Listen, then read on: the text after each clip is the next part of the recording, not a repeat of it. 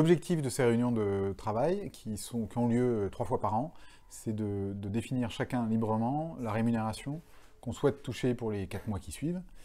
Et tous les 4 mois, chacun pose ses besoins, ses demandes.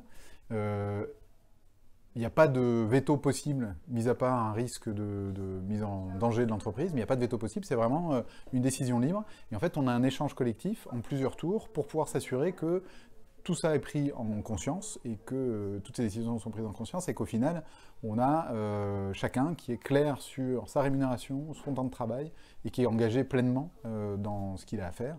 Et donc on met de côté après toute la problématique financière ou de salaire pour pouvoir se concentrer sur l'essentiel, c'est-à-dire contribuer au projet commun.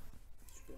Tu peux l'expliquer très mal. La première fois, on s'y est pris en se disant on va se réunir tous ensemble et puis on va définir le salaire idéal de chacun et on va tous s'augmenter. Et ça s'est mal passé. Ça s'est mal passé parce que ça demande de l'accompagnement, ça demande de la clarté, ça demande de comprendre le rapport qu'on peut avoir individuellement avec l'argent, ça demande de comprendre tout ce qui se passe dans le collectif, ça demande de trouver un moyen d'avoir un échange autour de ce sujet-là de manière la plus objective et la moins émotionnelle possible. Et c'est très difficile parce que l'argent encapsule les valeurs, l'éducation, les jugements, l'opinion, etc. Donc, oui, alors on fait ça en cercle. Ce qui nous permet, avec un bâton de parole, donc ça permet de distribuer la parole, chacun parle sans être coupé et interrompu, et on fait plusieurs tours pour produire ça. Donc il y a un premier tour de déclaration, je demande, ma demande c'est ça. Il y a un deuxième tour de questions-clarification, n'importe qui peut poser à n'importe qui une question pour comprendre son choix, son besoin, sa demande, voire proposer une alternative. Ce qui est intéressant, c'est que souvent, l'alternative, elle est sur du mieux et pas du moins.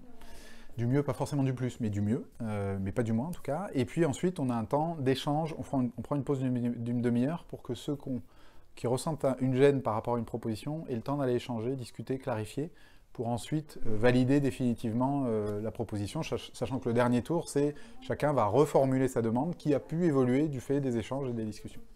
Ça vient de moi, c'est moi qui portais ça au départ, et ça vient d'un jour une question d'un collègue qui me dit « Bon alors, qu'est-ce que tu as décidé pour les rémunérations, pour les augmentations, pardon ?»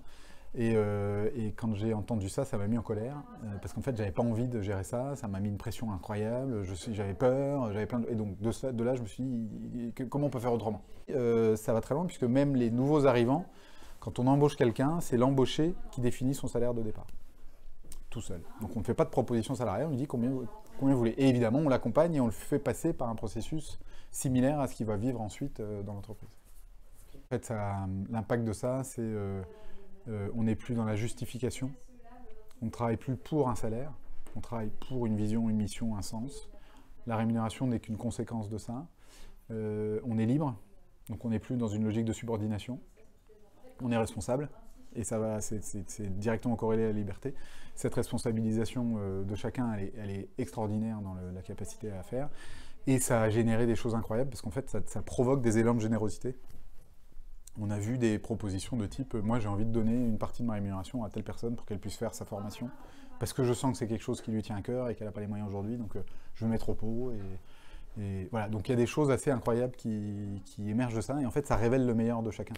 Très positivement surprenant, et ça confirme pour moi quelque chose qui est une conviction, mais qui est difficile à démontrer. En tout cas, il y a beaucoup de croyances qui vont à l'inverse de ça, c'est que c'est le système qui provoquent les comportements, et pas les hommes qui sont mauvais ou cyniques et qui ont un comportement désagréable. C'est le système qui fait la différence.